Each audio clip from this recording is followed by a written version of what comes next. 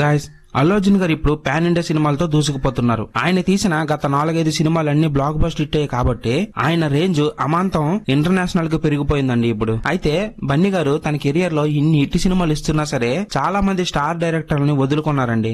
తమ కెరియర్ లో స్టార్టింగ్ లోనే బన్నీ వద్దకు కథలను తీసుకువెళ్లి ఆయన సినిమాలను అనౌన్స్ చేసి తర్వాత ఇద్దరు బ్లాక్ బస్టర్ డైరెక్టర్లు వదులుకున్నాడు. వారెవరో కాదు, సందీప్ రెడ్డి వంగ అండ్ కొరటాల శివ. 2021లో బన్నీ కొరటాల కాంబోలో మూవీ అనౌన్స్ చేశారు. యువసుధ సంస్థ ఈ మూవీని అనౌన్స్ చేస్తూ ట్వీట్ కూడా చేసింది. అప్పటికి కొరటాల శివ మిర్చి, శ్రీమంతుడు, జనతా గ్యారేజ్, భర్త అనే నేను లాంటి వరుస బ్లాక్ బస్టర్ హిట్ తో జోస్ మీద ఉన్నాడు. కానీ బన్నీ శివ కాంబోలో సినిమా అనౌన్స్ చేసిన తర్వాత అనుకోని కారణాల వల్ల మూవీ ఆగిపోయింది. ఆ మూవీ కాన్సెప్ట్ పరంగా బన్నీ సముద్రం అలల వద్ద దిగిన ఫోటోని కూడా వదిలేరండి. అదే కథతో ఎన్టీఆర్ తో మూవీ తీసి బ్లాక్ బస్టర్ హిట్ కొట్టారు కొరటాల శివ గారు. ఒకవేళ ఆ మూవీ గాని బన్నీ గారు చేసుంటే నెంబర్ 1 అయ్యేది. అయితే బన్నీ గారు మరీ అంత మాస్ గా చేయలేరు గానీ డీజే లాగా కొంత కామెడీ ఇన్వాల్వ్ చేస్తూ దాంతో పాటు ఓవర్మా సీన్స్ కూడా పెడితే బన్నీ గారికి భలే యాప్ట్ అవుతుంది. తర్వాత 2023 సమయంలో సందీప్ రెడ్డి వంగ గారితో ఒక మూవీ అనౌన్స్ చేశారండి. అది కూడా ఫుల్ మాస్ మూవీ అని. ఈ మూవీ ఆలోచన చేస్తే ఇంకా తిరగొండదనే రేంజ్ లో ఎలివేట్ చేశారు ఆ మూవీని తన ఫ్యాన్స్ అండ్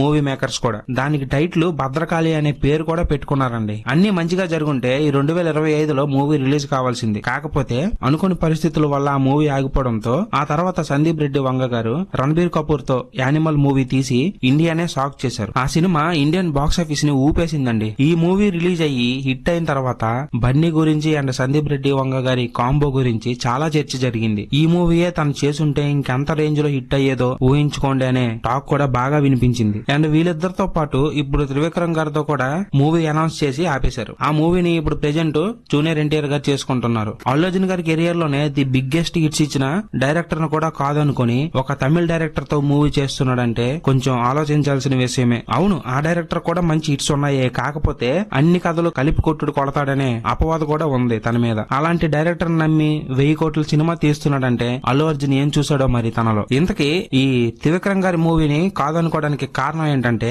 క్రియేటివ్ డిఫరెన్స్ వచ్చాయంట వాళ్ళిద్దరి మధ్య. ఆల్రెడీ ఆ డైరెక్టర్ తో 3 హిట్స్ కొట్టినా ఇంకా క్రియేటివ్ డిఫరెన్స్ వచ్చాయంటే మీరే ఆలోచించుకోండి. ప్రెజెంట్ అల్లు అర్జున్ గారి మైండ్ సెట్ అలా ఉంది మరి. ఇక ఇప్పుడు ఈ డైరెక్టర్స్ తో రానున్న రోజుల్లో మూవీ చేయాలంటే బన్నీ తరం కాదండి. ఎందుకంటే ఆల్రెడీ ఈ 3 డైరెక్టర్లు సూపర్ డూపర్ హిట్స్ కొట్టి నెంబర్ 1 పొజిషన్ లో ఉన్నారు. వాళ్ళు చేయబోయే మూవీస్ ఓ రేంజ్ లో ఉండబోతున్నాయి. అందుకే ఇటు అల్లు అర్జున్ గారికి కుదరదు, అటు డైరెక్టర్లకి కుదరదు. అందుకనే వీళ్ళు ఇకపై మూవీ చేయరని అనిపిస్తోంది నాకైతే. అయితే ఇప్పటికే ఆ ఇద్దరు డైరెక్టర్లు బన్నీకి దూరంగానే ఉంటున్నారని టాక్. మొన్న కొరటాల గారికి ఒక ప్రెస్ మీట్ లో ఈ మాట అడిగితే బన్నీతో మూవీ ఉంటుంది గానీ ఎప్పుడు అన్నది చెప్పలేనని కామెంట్ చేసి సైలెంట్ అయిపోయారు అతను. కానీ ఇదంతా చూస్తుంటే అది కష్టమే అనిపిస్తుందండి. ఈ రోజుల్లో ఏంటంటే ఒక హిట్ కొడితే దానికంటే ఇంకెక్కువ ఎలా సంపాదించాలి అనే రేంజ్ లో ఆలోచిస్తున్నారు గానీ ఒక నార్మల్ మూవీ తీసి దాంతో ఎక్కువ కలెక్షన్స్ కొట్టాలనే రేంజ్ లో ఎవరు ఆలోచించడం లేదు. ఇదే పెద్ద మైనస్ అయిపోతుంది మన ఇండస్ట్రీలో. దాన్ని ఎవరు అధిగమిస్తారో అనేది చూడాలండి. ఇవన్నీ పక్కన పెడితే